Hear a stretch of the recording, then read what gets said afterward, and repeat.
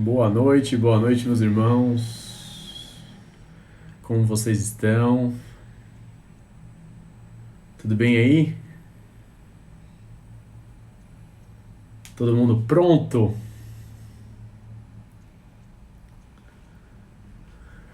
Glória a Deus. Tudo bem, Dona Maria? E aí, filhão? Glória a Deus, né? Terceiro dia da nossa live de Colossenses. Que bênção, né? Amor da minha vida, love you. Glória a Deus, né? Mais uma noite especial. Terceiro dia do nosso estudo de Colossenses. Matheus, e aí, Matheus? Como tá a família? Pri, as crianças, como estão? Tudo bem aí? Glória a Deus, né? Esperar mais um pouquinho, esperar mais uns 2, 3 minutinhos, o pessoal aí chegando, pra gente dar continuidade ao nosso estudo.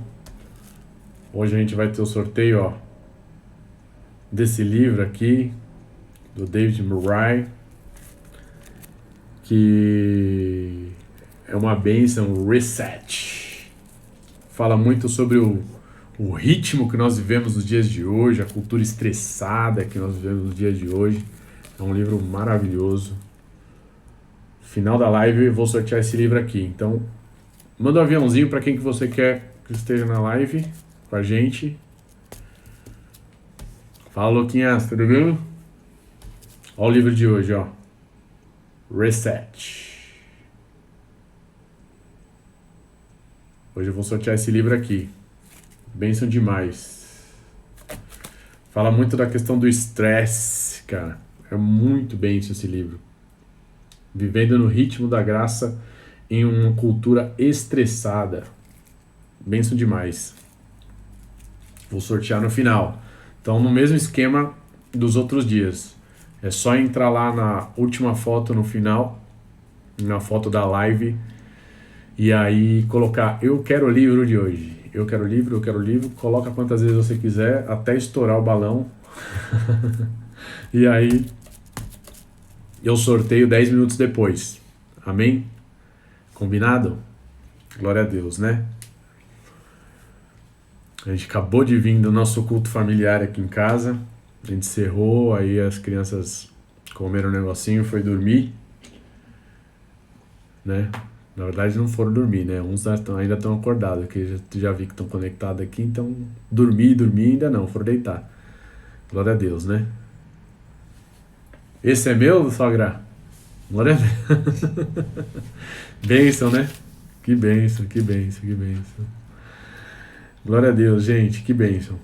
Mais um minutinho a gente começa, pra gente não perder o tempo, que a live é curta. E aí tem muito material, muito conteúdo hoje pra gente abordar aqui nessa noite. Manda um aviãozinho pra quem que você quer que tá na live, que é o último momento, e daqui a pouco eu começo. E aí é só quem, se entrar, vai pegar no meio. Amém? Glória a Deus. Bom, vamos começar então? Vamos orar. E aí a gente começa. Enquanto isso, já vai pegando a sua Bíblia aí, já vai abrindo hoje em Colossenses, verso 24. A gente vai começar, na verdade, o 23b. A gente terminou no 23, mas eu vou ler o pedacinho do 23b ali, para dar o contexto da sequência. E aí a gente segue, amém? Então diz assim, vou ler e depois a gente ora, combinado? Verso 23 diz assim, parte B, aqui, não se deixando afastar da esperança do evangelho que vocês ouviram e que foi pregado a toda criatura debaixo do céu, e do qual eu, Paulo, me tornei ministro.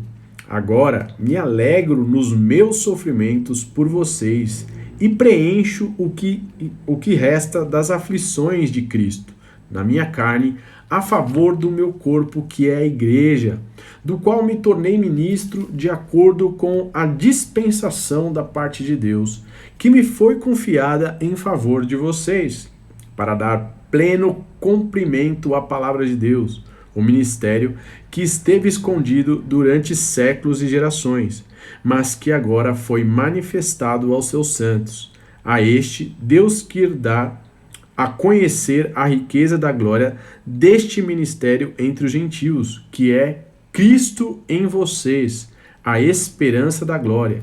Este Cristo nós anunciamos, advertindo a todos e ensinando a cada um em toda a sabedoria, a fim de que apresentemos cada pessoa perfeita em Cristo. É para este fim que eu me empenho, esforçando-me o mais possível, segundo o poder de Cristo que opera poderosamente em mim. Glória a Deus. Amém? Deixa eu colocar o fone aqui para eu não perder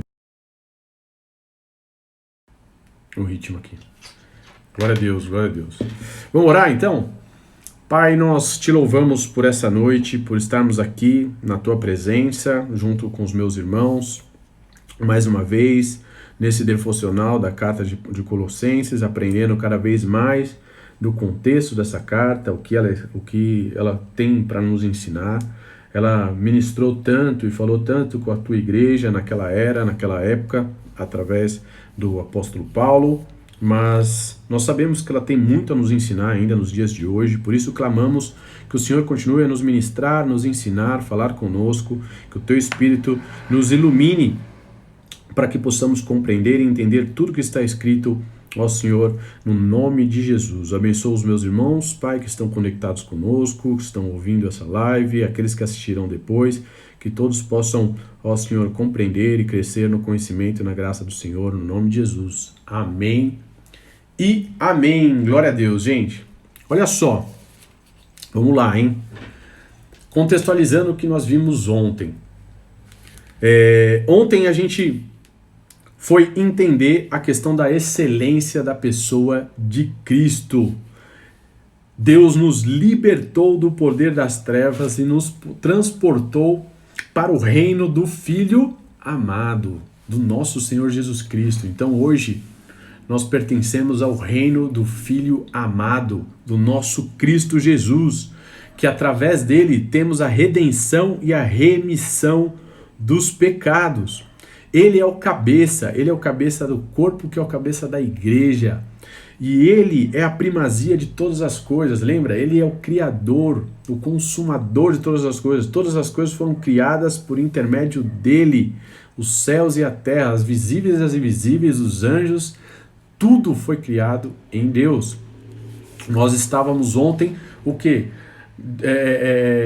Desconstituindo todo o entendimento gnóstico, todo o entendimento neoplatônico, o arianismo, toda a ideia, né? Na verdade, pré-arianismo, pré-gnosticismo, pré-neoplatonismo, do que estava iniciando ali naquele momento. Uma adoração a anjos, homens com seu próprio conhecimento, chegando a um certo poder e conhecimento. Na verdade, a ideia é o que? O homem por si só queria o poder. E Paulo vai exatamente como Lucas está dizendo aí, vai querer colocar a primazia, a soberania em Cristo. Cristo é verdadeiramente o pleroma. Lembra que nós falamos ontem? É o pleroma, a plenitude, todo o conhecimento, todo o saber está em Cristo Jesus, e é isso que ele quer nos ministrar, é isso que ele quer nos ensinar, e para isso que ele está apontando. Então ele vai acabar ali no verso 23 e vai falar da questão do qual me tornei ministro. Do que ele se tornou ministro? Deste fundamento, Cristo como excelência, como Deus Todo-Poderoso. E antes da gente entrar no texto de hoje, antes da gente explicar o texto de hoje, eu quero enfatizar algo importante para que a gente consiga, de fato, mergulhar nessa palavra e pensar principalmente para os dias atuais.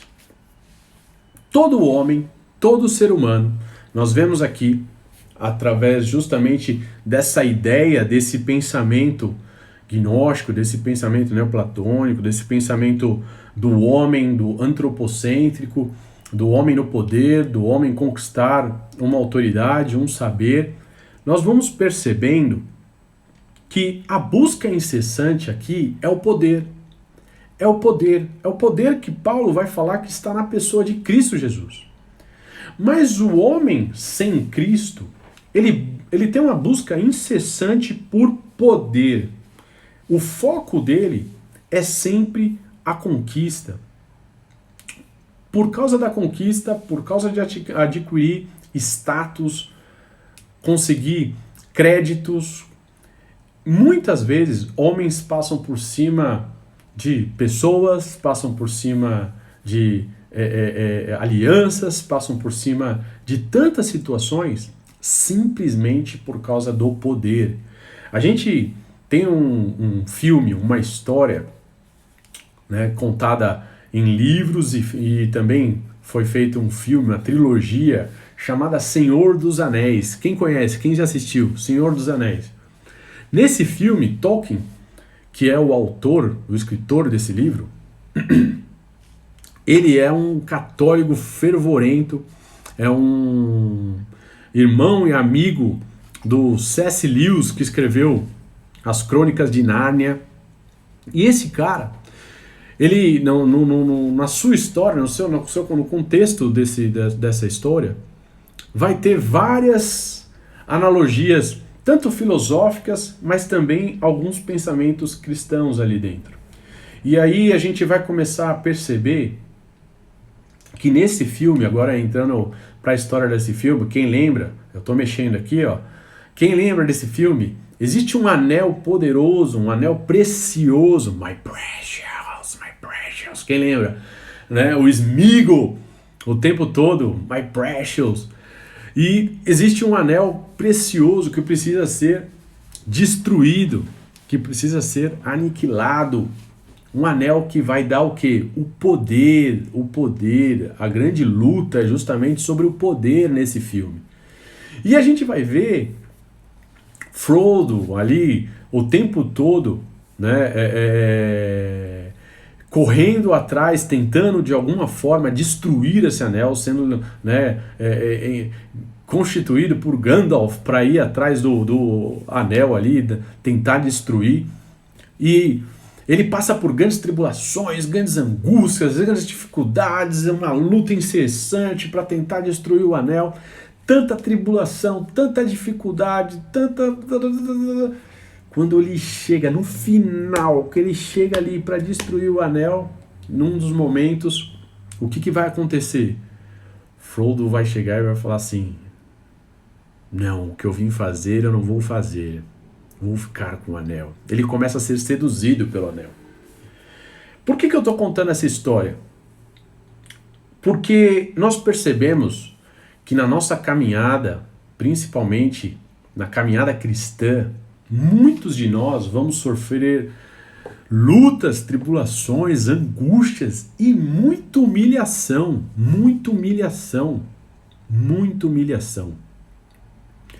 Só que, às vezes, essa humilhação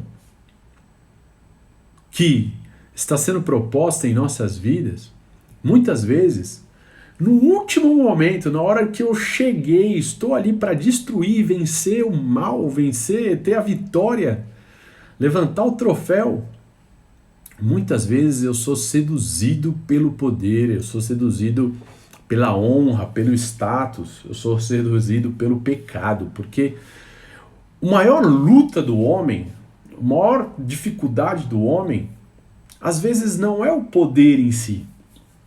A maior dificuldade do homem é o seu desejo pessoal. A maior luta do homem é o desejo pessoal. E agora a gente entrando aqui no contexto do livro, da carta de Colossenses, a gente entrando aqui e entendendo, no verso 24, Paulo vai falar: agora,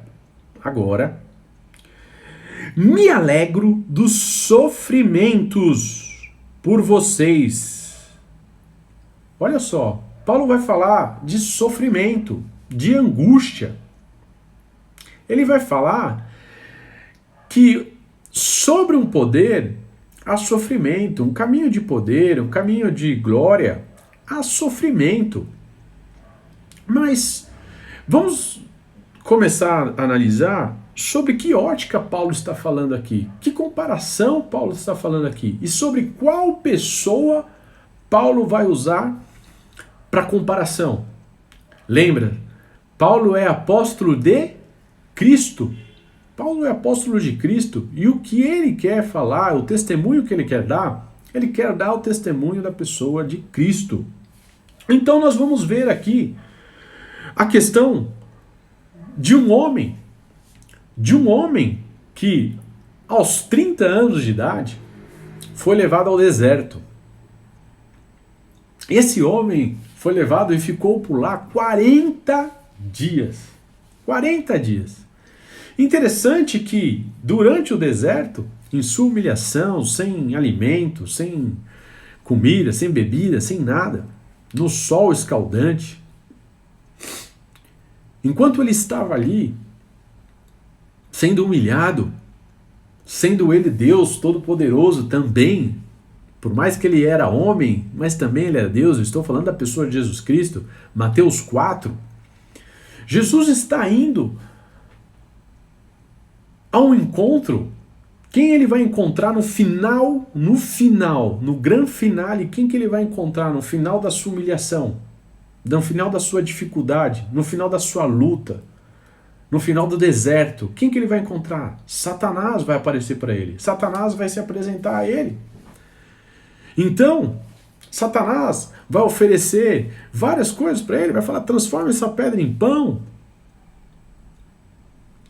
Vai falar, vai subir no pináculo e vai falar, atira isso daqui para que os anjos te salvem, para que os teus anjos te salvem. Vai falar para ele, vamos lá, olha só, olha aqui de cima, olha tudo isso que eu tenho, eu te darei todo o poder se prostrardes e me adorar. Se você se prostrar e me adorar, eu te darei todo o poder. Jesus teve a sua maior tentação no fim. No fim. Uma vida de humilhação, uma vida de sofrimento, mas no fim é exatamente a chave. É a chave da minha escolha. Nós vemos tantos homens por muito pouco menos, desistindo, muito pouco menos, trocando, fazendo troca por recompensas, por moral, por likes, por status, por poder. Enquanto Cristo resistiu até o fim. Resistiu até o fim porque não acaba aqui. Essa tentação não acabou ali. A tentação continuou porque Jesus, pregando o evangelho, ministrando, curando, transformando, Jesus presente na terra, trazendo cura, restauração, multiplicação de pães, ressuscitando mortos. Esse Cristo Jesus vai começar a fazer tantos milagres, testificando e justamente confirmando as profecias que estão lá em Deuteronômio, estão nos profetas, que os fariseus, os judeus, os doutores das leis esperavam tanto, mas eles não conseguiam enxergar, então ele começa a ser o quê? Desprezado.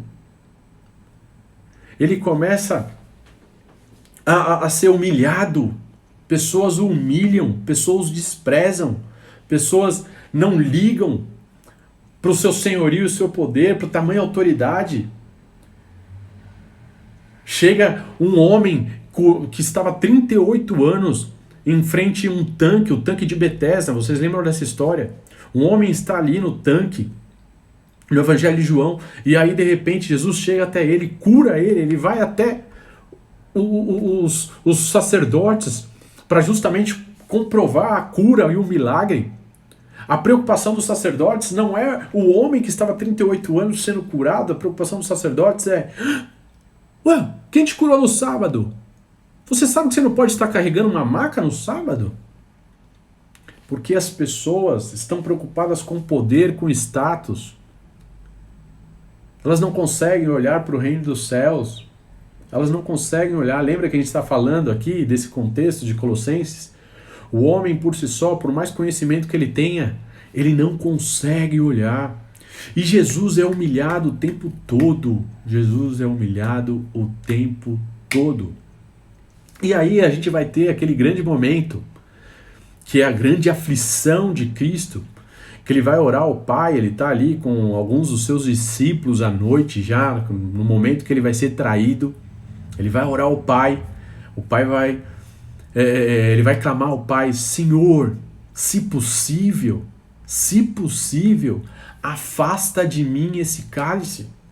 Senhor, se possível, afasta de mim esse cálice, Deus. Tira de mim esse cálice, se possível. Sabe o que isso me ensina? O que isso me mostra? Nós sabemos o contexto, a gente sabe que Deus não afastou, até porque o próprio Cristo orou e disse assim: mas que seja feita a tua vontade, que seja feita a tua vontade. Porque o que estava em jogo ali era a humilhação de Cristo. Cristo como nosso Redentor, Cristo como um cordeiro que seria substituto, que ele ia salvar o homem, que ele ia substituir o homem, assim como o cordeiro no Antigo Testamento substituía o homem pelos seus pecados, então ele era imolado. Lembra comigo? Um cordeiro era escolhido, era levado ali, então eles decapitavam ali, passavam a faca, o cordeiro era imolado, o sangue era derramado, automaticamente havia perdão dos pecados. Se era necessário apenas o sangue, Jesus Cristo ele não precisava sofrer tudo que ele sofreu, toda a humilhação que ele passou, toda a dificuldade que ele passou durante o seu ministério, toda a luta, toda a humilhação, todo o sofrimento, principalmente nesse momento que ele está clamando ao Pai.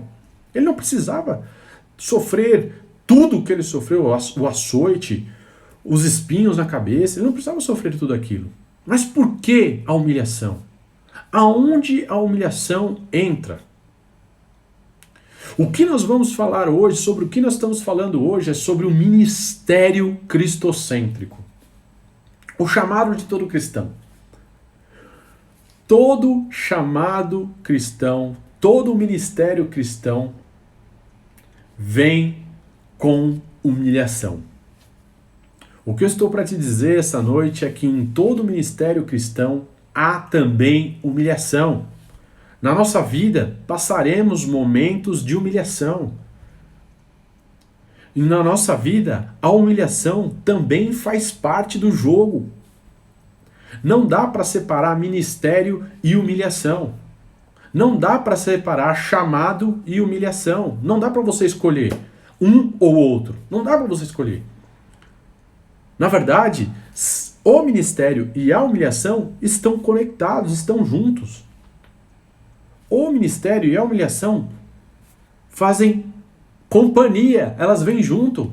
Elas vêm junto na bagagem. Não tem como fugir desse processo. Não tem como nós fugirmos desse processo. Passaremos por humilhações. Cristo precisou passar por humilhação. Agora, por quê? Por que a gente é humilhado? Por que a dificuldade precisa estar junto da bagagem? Por que ela tem que vir junto desse processo? Por que a dificuldade, por que a gente precisa tanto?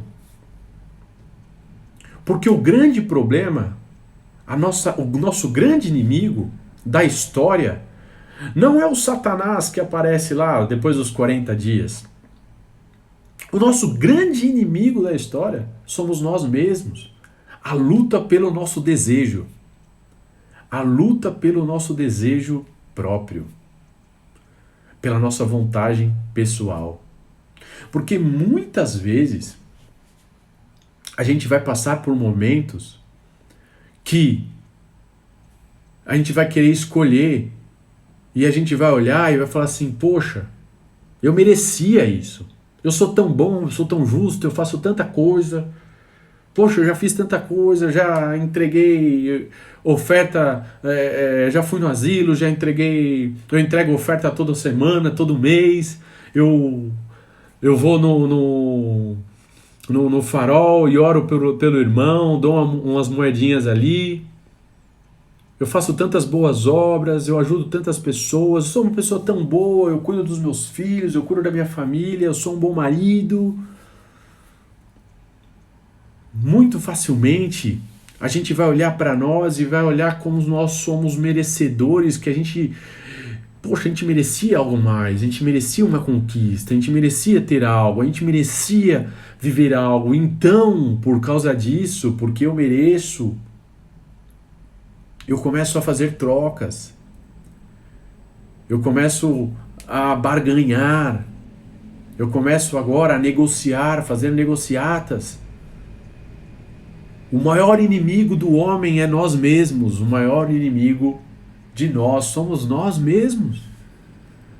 Porque às vezes no final, quando a coroa está para chegar, quando a conquista está para chegar, a gente troca por um prato de lentilha, assim como Esaú lá em Jacó. A minha primogenitura, o meu direito, aquilo que Deus tinha para mim reservado, a honra, a glória, eu troco. E por que eu estou falando dessa história? Por que eu estou falando dessa questão?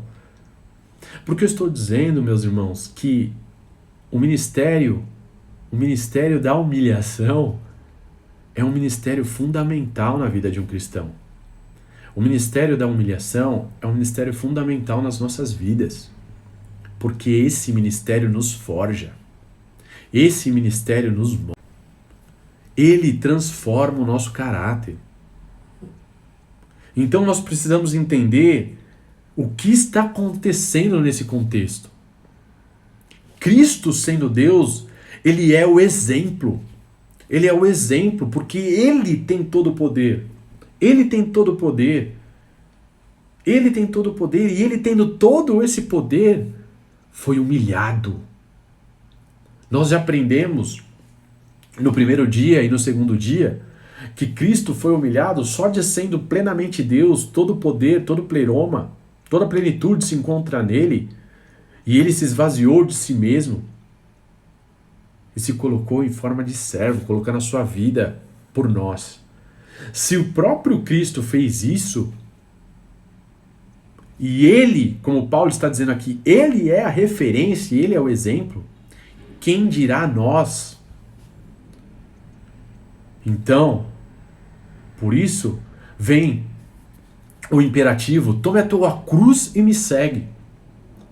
A vida cristã, ela vem também junto com a humilhação. A vida do cristão também ela é constituída junto com a humilhação.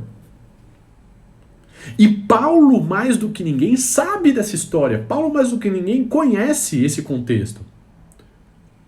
Lá em 2 Coríntios, verso 12, olha só o que diz. Diz assim, capítulo 12, perdão, verso 7, diz assim: e para que não me exaltasse, olha Paulo dizendo, para que eu não me exaltasse, pela excelência das revelações, foi-me dado um espinho na carne, a saber, um mensageiro de Satanás para me esbofetear, para que me não exalte, acerca do qual 3 vezes orei. 3 vezes Paulo ora ao Senhor para que se desviasse dele, para que esse espinho da carne se desviasse dele. E disse-me, olha a resposta que ele tem: a minha graça te basta. Ou, a minha graça te basta, porque o meu poder se aperfeiçoa na sua fraqueza. O meu poder se aperfeiçoa na sua fraqueza. De boa vontade, pois me gloriarei nas minhas fraquezas, Paulo continua. Então ele vai se gloriar nas suas fraquezas, para que em mim habite todo o poder. Qual poder? O poder de Cristo, o pleroma, todo saber, todo conhecimento. Pelo que sinto prazer nas fraquezas, nas injúrias, nas necessidades, nas perseguições, nas angústias por amor de Cristo. Porque quando eu estou fraco, quando eu e você estamos fracos, é que de fato estamos fortes. Por isso, o ministério da humilhação é tão importante. E então, agora a gente entra no contexto da carta e entende o que Paulo está dizendo aqui. Paulo vai falar de um ministério. Que ministério é esse? O ministério da diaconia, diaconizar. Esse verbo... Oi, gente, tudo bem aí? Estão me ouvindo? Entrou Siri aqui. Jesus. Voltamos. Então, qual diaconia? Qual diaconia que está falando aqui? Esse verbo diaconizar não existe nos nossos dias atuais. Mas a diaconia que ele está querendo nos dizer aqui, que ele está nos ensinando, é o serviço, é o servir. É o servir para o cristão. O servir para o cristão. Então, Paulo vai falar desse serviço. Vai falar da importância de um serviço, mas no serviço, muitas vezes seremos humilhados, então Paulo entra nesse contexto.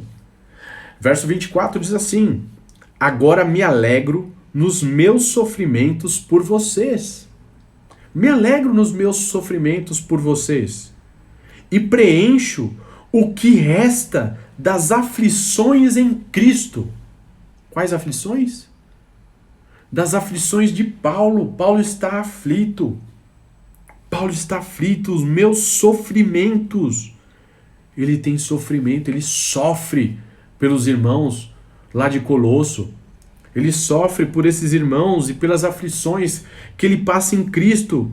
Porque na minha carne, a favor de seu corpo, que é a igreja. Quais aflições? As aflições que ele tem passado. Ele está preso em Roma, a gente não pode esquecer disso. Ele está preso em Roma. Por que ele está preso em Roma? Porque Paulo está preso em Roma. Por causa do evangelho, por causa desses irmãos, por causa da igreja. Não só de Colossos, mas de Laodiceia, de Efésios, de Coríntios, dos romanos e de tantas outras igrejas. Paulo sofre na carne as consequências, mas ele sofre por prazer. Ele também é humilhado. Porque na nossa humilhação somos fortalecidos. Então, verso 25, da qual me tornei ministro de acordo com a dispensação da parte de Deus, que me foi confiada em favor de vocês. Tudo isso foi me confiado em favor de vocês. Em favor para que vocês conheçam a verdade. Para que vocês tenham entendimento da verdade. Do verdadeiro conhecimento, da verdadeira gnose, para que vocês não andem por aí sem sabedoria, sem entendimento, para que vocês não andem por aí sem saber para onde devem ir, qual é o caminho de todo cristão, para que vocês obtenham a resposta. Então, versos 26, vai falar o mistério que esteve escondido, lembra que nós falamos ontem? O mistério que esteve escondido durante os séculos e gerações.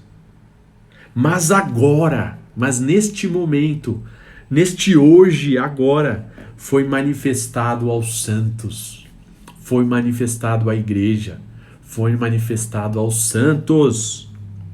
E este Deus, que Deus ele está falando? Este Deus, o nosso Pai, quis dar a conhecer a riqueza da glória deste mistério entre os gentios, entre nós que não estamos lá em Israel, que não somos da linhagem israelita, judaica.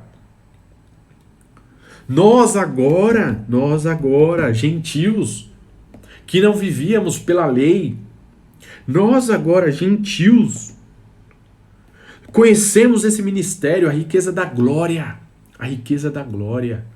que está em Cristo, que é Cristo, Cristo aonde?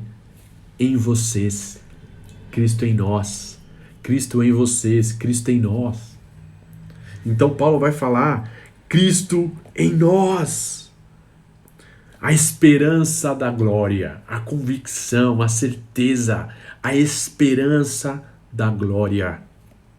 Este Cristo nós anunciamos. Esse Cristo Paulo está anunciando, é esse evangelho que Paulo está anunciando à tua igreja, e é esse evangelho que nós temos que anunciar para a nossa casa, para a nossa família, para os nossos irmãos, para a igreja, a todo canto, a todo lugar. É este Cristo que nós devemos anunciar, advertindo a todos, ensinando a cada um, ensinando. Ide fazer discípulos, ensinando. Ide fazer discípulos, ensinando. Ensinando cada um toda o quê? Sofia, sabedoria. Toda sabedoria. Toda sabedoria. Paulo não quer que a gente ande sem saber. Paulo não quer que a gente ande sem conhecer. Paulo não quer que a gente ande sem experimentar. Paulo quer que a gente obtenha esse conhecimento. Mas que conhecimento é esse? Que sabedoria é essa? O fim de que apresentemos a cada pessoa a perfeita em Cristo. Perfeita em Cristo. A perfeição que só é encontrada em Cristo. A verdadeira sabedoria só é encontrada em Cristo. É para este fim que ele se empenha. É para esse fim que nós devemos se empenhar. Verso 29, é para esse fim que eu me empenho, Paulo vai dizer, esforçando-me o mais possível segundo o poder de quem? De Cristo, aonde está todo o poder. Você quer poder? Você deseja poder? Se deleita na pessoa de Cristo. Mergulha na pessoa de Cristo. Se deleita na palavra. Mergulha na palavra. Se aprofunda na palavra. Então você terá mais conhecimento, você terá mais capacitação, porque a presença de Cristo, o Espírito Santo de Deus habitará em nossas vidas. E o todo o poder estará em nós. Segundo o poder de Cristo, que opera poderosamente em mim, ele diz. E eu digo, em nós, nos santos, na igreja de Cristo. Então, capítulo 2, agora nós vamos entrar aqui e vai dizer assim, nós vamos até o 6, hoje a gente finaliza no verso 6 do capítulo 2, e aí a partir de amanhã a gente continua, verso 5, perdão, e aí a partir de amanhã a gente continua a partir do verso 6. Então hoje a gente finaliza no verso 5.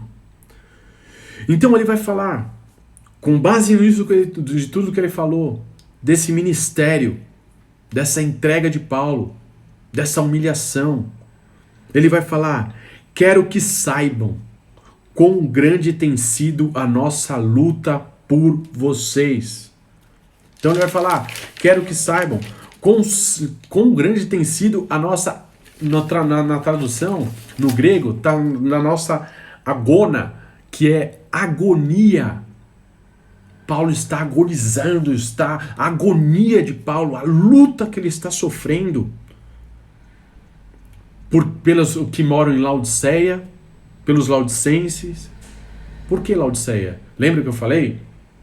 Heráclides, Laodiceia, Colossenses, são igrejas co-irmãs que foram fundadas por Epáfras, né? Estão ali na região da Ásia Menor, atual Turquia.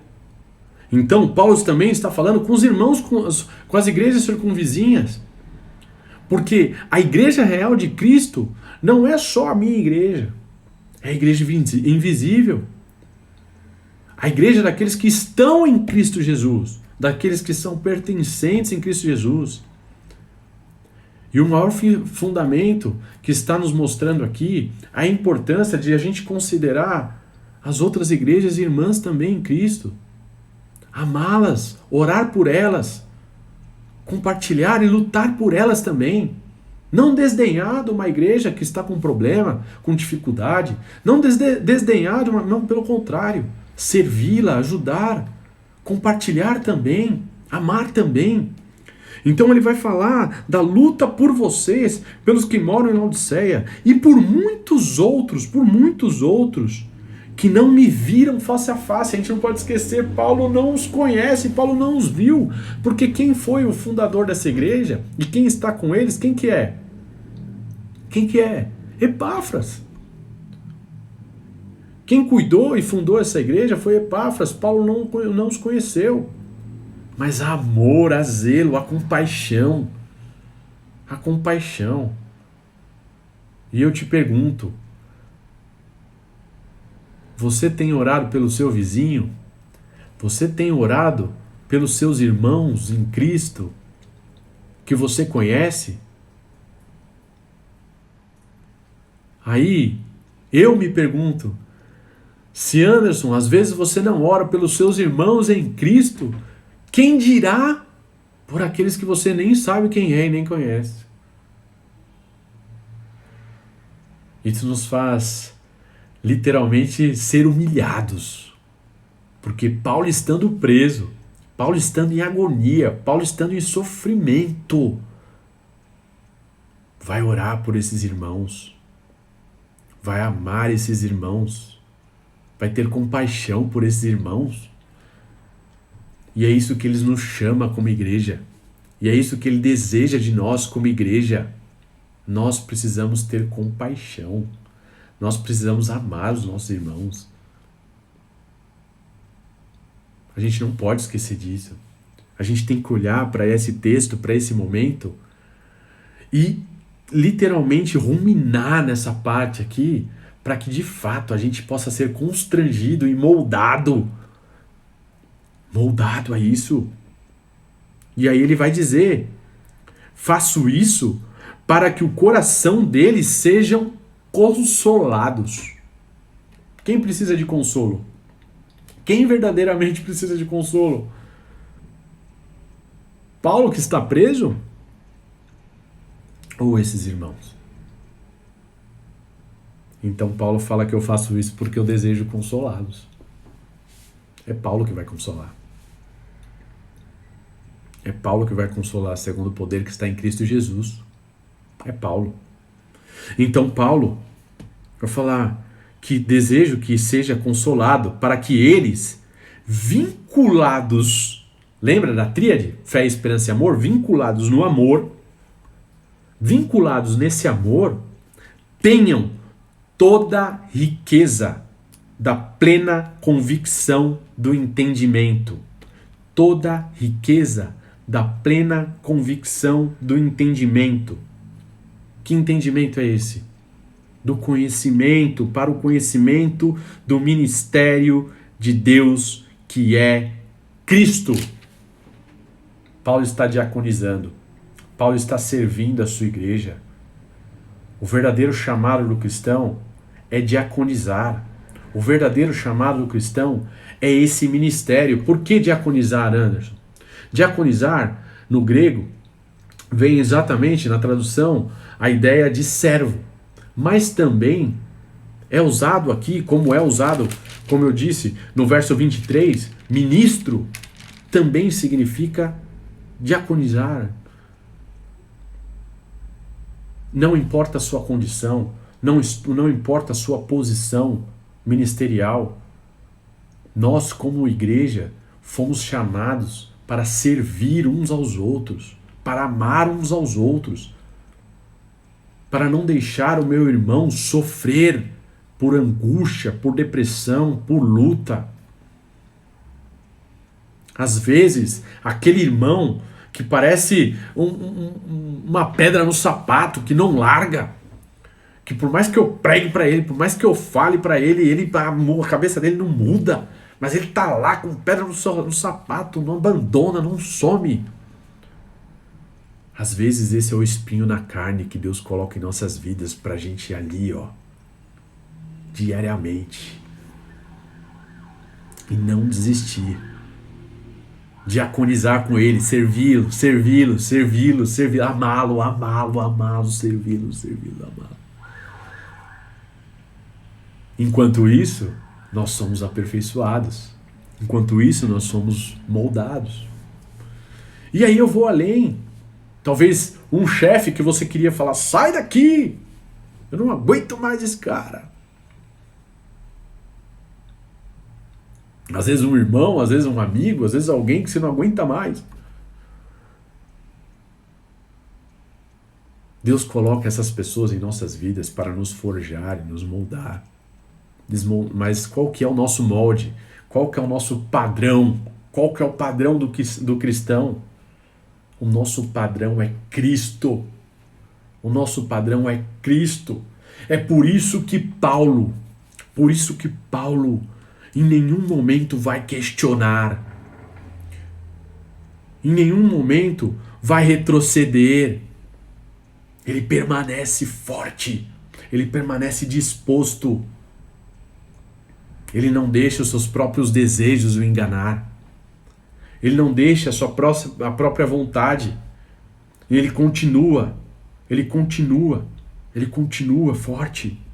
Então, ele vai falar aqui, continuando, no verso 3 do capítulo 2, ele vai falar, em quem estão ocultos todos os tesouros da sabedoria e do conhecimento.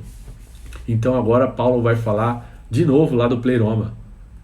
Ele vai falar aonde estão ocultos todo tesouro. Que tesouro é esse? Quais riquezas? O que você quer ganhar na vida? Você quer ganhar loteria? Você quer mudar a sua vida? Você quer mudar a sua sorte? Você precisa de riqueza? Eu posso te dizer que existe uma riqueza que ela não corrói. Existe uma riqueza que ela nunca acaba. Existe uma riqueza que ela permanece para sempre. A verdadeira riqueza se chama Cristo Jesus, o nosso Senhor. Cristo é a nossa riqueza. Cristo é o verdadeiro tesouro. Só nele temos o verdadeiro conhecimento. Só nele temos a verdadeira sabedoria. Só nele. Só em Cristo. Verso 4. Digo isso a vocês para que ninguém os engane. Para que ninguém os engane. Paulo está, todo o seu argumento está sendo construído para quê? Porque ele sabe da falácia que vai vir aí, da falácia que estão dizendo aí, dos falsos mestres, dos falsos profetas que estão se levantando e estão pregando um gnosticismo, um paganismo, estão pregando aí uma falsa doutrina, um Deus menor, um Cristo que não é Deus.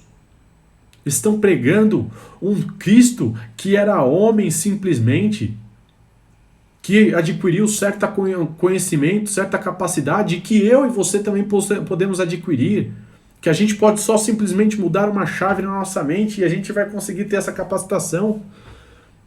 Meu irmão, sem Cristo nós não somos nada. Se tirar a sua glória, nada nos sobrará. Nada nos sobrará. Se Deus tirar a sua mão que nos sustenta, se Deus tirar a sua mão que nos sustenta e nos guarda, a gente perece, não sobra nada. Por isso, somos agraciados por esse sustento. Cristo tem nos sustentado. Cristo tem te sustentado. Cristo tem te sustentado. Qual é a sua luta? Qual é a sua dor? Cristo tem te sustentado. Ele tem te forjado as suas dores, forjado as suas lutas, para que você persevere. Para que você persevere e seja moldado à imagem e semelhança dele. Então, ele vai falar, digo isso para que ninguém vos engane com argumentos falaciosos. Essa falácia do homem, esse argumento antropocêntrico, que o homem por si só consegue as coisas, que o homem vai conquistar o mundo, Meu irmão, o tempo não te deixa conquistar o mundo. Porque quando você pensa que conquistou o mundo, a morte vem. Aqueles que estão no mundo, aqueles que fazem parte do mundo, aqueles que ainda vivem no mundo, e aqueles que não são do reino do Filho do seu amor, do Filho do seu amor, do Filho de Deus, do Cristo Jesus, aqueles que não estão em Cristo, estão ainda presos no tempo, estão ainda presos neste momento, no mundo. E sabe o que o mundo diz para mim e para você? Você vai nascer, você vai crescer, viver e morrer. Morrer. O tempo vai determinar o fim. Então, você não tem todo o poder, nós não temos todo o poder. Porém, em Cristo Jesus, há todo o poder. Há todo o poder. Somente em Cristo Jesus. Somente em Cristo Jesus. E aí, verso 5, vai falar, porque embora ausente em pessoa, Paulo está falando, por mais que eu estou longe de vocês, por mais que eu não estou com vocês agora, por mais que eu estou ausente em pessoa, em espírito estou com vocês. Em espírito estou com vocês. Por que ele fala que em espírito está conosco? Será que Paulo consegue ser transladado, estar em lugares diferentes? Por mais que ele está preso, ele consegue visitar outro lugar e estar ali com os irmãos? O que Paulo está dizendo é que quando nós estamos em Cristo, estamos no Espírito Santo de Deus. O Espírito Santo de Deus está em nós. E se o Espírito Santo de Deus está em nós, porque estamos em Cristo, significa que estamos juntos. Não importa o lugar, não importa a região, não importa a distância. Por exemplo, agora, estamos todos conectados, estamos juntos pelo mesmo propósito, pelo mesmo fundamento. Adquirir o verdadeiro conhecimento. O verdadeiro conhecimento que permanece para sempre. Em Cristo, estamos juntos, meus irmãos. Em Cristo, somos um, meus irmãos. Em Cristo, somos igreja, meus irmãos. Em Cristo, fazemos parte do mesmo corpo, meus irmãos. Em Cristo, que é o nosso cabeça, somos um. Somos um. Só em Cristo. Só em Cristo. Somente em Cristo. Não há distância. Por isso que Paulo sofre as dores dos irmãos. Por isso que Paulo se compadece dos irmãos. Por isso que Paulo ama os irmãos. Por isso que Paulo deseja ardentemente estar com os irmãos. Porque somos um. Somos um só corpo, um só em Cristo Jesus. E é isso que ele nos chama como igreja. É isso que ele nos chama como irmãos. Somos um em Cristo.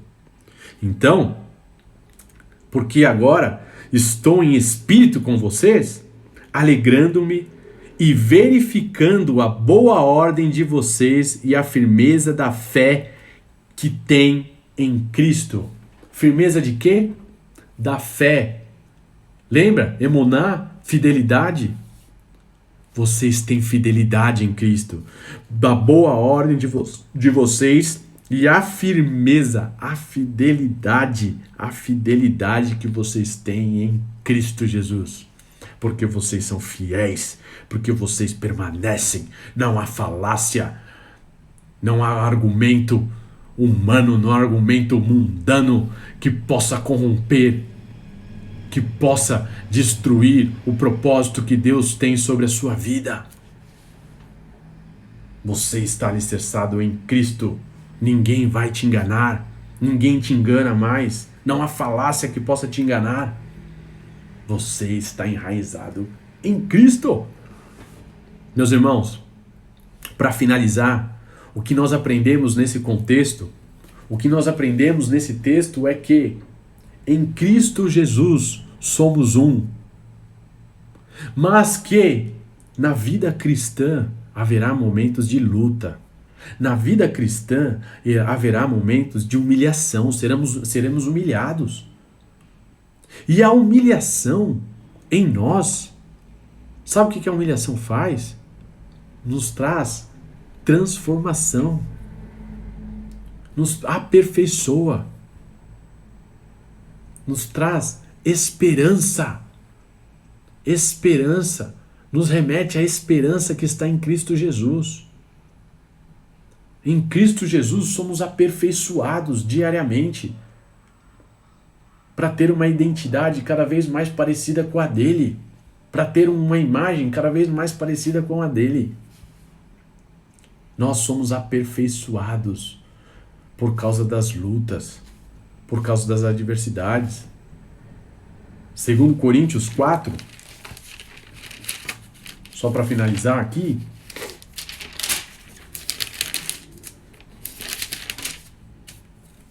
segundo Coríntios 4 vai falar, esses que vivem na fé, esses que vivem aperfeiçoados na fé, eles fazem assim. Por isso, não desanimamos. A gente não se desanima, pelo contrário. Mesmo que o nosso ser exterior se desgaste, o nosso ser interior se renova dia a dia. Porque a nossa leve e momentânea tribulação produz para nós um eterno peso de glória acima de toda comparação, na medida em que não olhamos para as coisas que se veem, mas para as coisas que não se veem.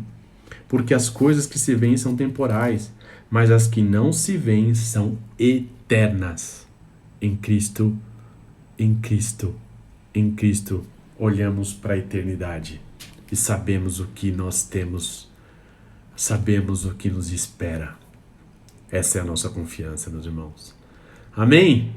Glória a Deus. Glória a Deus, né, gente? Que bênção, né? Glória a Deus. Glória a Deus, glória a Deus. Glória a Deus. Glória a Deus, gente. Glória a Deus. Que bênção, né? Eu não tô conseguindo destravar os comentários. Quem sabe? Travou os comentários sem querer e eu, nesse aspecto, eu sou novo, tá, gente? Então não tô conseguindo destravar. Mas, independente, quero dizer pra vocês aqui, ó, o livro que a gente vai sortear agora. Então, entra todo mundo na última foto, no último post que eu coloquei, do terceiro dia. Você vai colocar lá, eu quero o livro, eu quero o livro, eu quero o livro. Daqui a pouco eu vou fazer um story do sorteio desse livro. Amém? Então, todo mundo coloca lá, marca o máximo de vezes que você puder, que aí você tem mais chance, certo? Porque tem gente que marca até os 10 minutos. Começa daqui a pouco e já vai marcando até o fim. Então, persevera que eu tenho certeza que você vai ganhar. Nós já tivemos 2 ganhadores, o Eduardo e a Juliana. Agora tem esse livraço aqui. Amém? Então, espero vocês, coloquem lá. Vamos fazer uma oração para finalizar. E aí eu encerro a live, tá bem? Pai, nós te louvamos, te agradecemos por essa noite, por cada um que está conectado conosco, que nós possamos aprender, Pai, ao Senhor, e sermos verdadeiramente aperfeiçoados em nossas humilhações, adversidades, dificuldades. Somos gratos, Pai, pela Tua palavra, pela Tua ministração, por cada, ó Senhor, palavra que tem nos dirigido e nos ensinado. Continua, Senhor, conosco, nos abençoe nessa noite, cada um possa dormir em paz, descansando, que nós possamos ter uma quinta-feira, ó Senhor, renovados, Pai, para glorificar o Seu santo nome, Senhor. Nós desejamos, Pai, eu oro para que cada um, Senhor, tenha, Pai, um dia maravilhoso, Senhor, nos seus trabalhos, com as